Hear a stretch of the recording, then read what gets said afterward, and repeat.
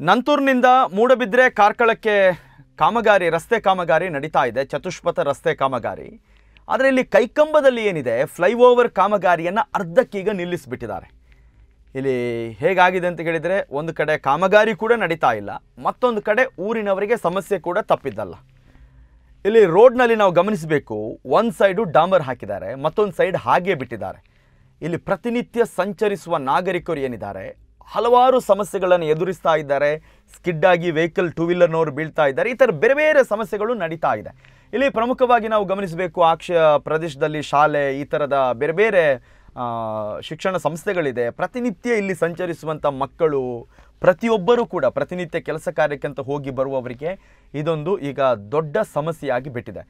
ಇಲ್ಲಿ ಮಾಹಿತಿಯನ್ನು ಪಡ್ಕೊಂಡಾಗ ಏನಾಗಿದೆ ಅಂತ ಹೇಳಿದರೆ, ಕೈಕಂಬದ ಫ್ಲೈಓವರ್ ಕಾಮಗಾರಿ ನಿಲ್ಲಿಸೋದಕ್ಕೆ ಕೋರ್ಟಿನ ಒಂದು ಸ್ಟೇ ಇದೆ ಅಂತ ಹೇಳ್ತಾ ಇದ್ದಾರೆ.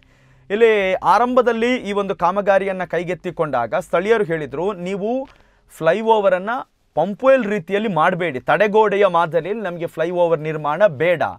ಕಲ್ಲಡ್ಕದ ಫ್ಲೈಓವರ್ ಹೇಗೆ ಮಾಡಿದ್ದಾರೆ ಅಂದರೆ ಪಿಲ್ಲರ್ ಮಾದರಿಯಲ್ಲಿ ಮಾಡಬೇಕಂತ ಒತ್ತಾಯ ಮಾಡಿದರು. ಸ್ಥಳೀಯರು ಕೂಡ ಕೈಕಂಬದಲ್ಲಿ ಪ್ರತಿಭಟನೆ ಕೂಡ ನಡೆಸಿದರು. ಆಗ ಗುತ್ತಿಗೆದಾರರು, ಕಾಮಗಾರಿಯನ್ನು ವಹಿಸಿಕೊಂಡಂಥ ಗುತ್ತಿಗೆದಾರರು, ಹಾಗೆಯೇ NHOನ PD ಎಲ್ಲರೂ ಕೂಡ ಸ್ಥಳಕ್ಕೆ ಬಂದಿದ್ದರು.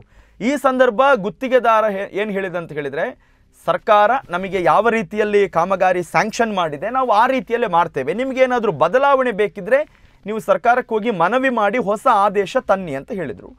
ಹೀಗಾಗಿ ನಾಗರಿಕರು ಈಗ ನಿಲ್ಲ, ನಾವು ಕೋರ್ಟಿಗೆ ಹೋಗ್ತೇವೆ ಅಂತ ಹೇಳಿ ಕೋರ್ಟಿಗೆ ಹೋಗಿದ್ದಾರೆ. ಇಲ್ಲಿ ನಾವು ಹೇಳ್ತಾ ಇರುವಂಥದ್ದು ಕೋರ್ಟು ಸ್ಟೇ ಅಥವಾ ನಿಮ್ಮ ತಕರಾರಿನ ವಿಚಾರ ಅಲ್ಲ. ನೀವೀಗ ಅರ್ಧಕ್ಕೆ ನಿಲ್ಲಿಸಿದ್ದೀರಾ, ಓಕೆ, ಅದು ಯಾವಾಗ ಮಾಡ್ತೀರಾ, ಕೋರ್ಟು ಸ್ಟೇ ಯಾವಾಗ ತೆರವಾಗುತ್ತೆ, ಏನು ಆರ್ಡರ್ ಬರುತ್ತೆ, ಅದು ಸೆಕೆಂಡರಿ ವಿಚಾರ.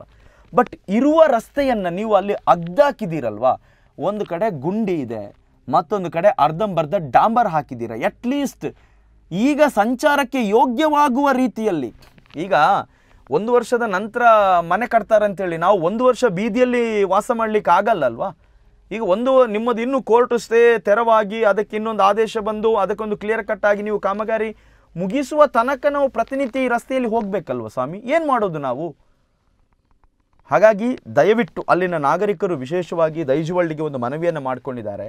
ಸರ್, ದಯವಿಟ್ಟು ಈ ಅರ್ಧಂಬರ್ಧ ಡಾಂಬರ್ ಹಾಕಿದ್ದನ್ನು, ಹೊಂಡ ಗುಂಡಿ ಇದ್ದ ರಸ್ತೆಯನ್ನು ಸರಿಪಡಿಸಿಕೊಡಬೇಕು. ಪ್ರತಿನಿತ್ಯ ಅಪಘಾತಗಳು ನಡೀತಾ ಇದೆ ಎನ್ನುವ ಮನವಿಯನ್ನು ಮಾಡಿಕೊಂಡಿದ್ದಾರೆ. ದಯವಿಟ್ಟು ನಮ್ಮ ಜನಪ್ರತಿನಿಧಿಗಳು ಕೂಡ ಕಾಮಗಾರಿಯ ಗುತ್ತಿಗೆಯನ್ನು ವಹಿಸಿಕೊಂಡಿರುವಂಥ ಕಂಪನಿಯವರಿಗೆ ಸೂಚನೆಯನ್ನು ಕೊಟ್ಟು ಇದನ್ನು ಸರಿಪಡಿಸಬೇಕಾದ ಅನಿವಾರ್ಯತೆ ಇದೆ.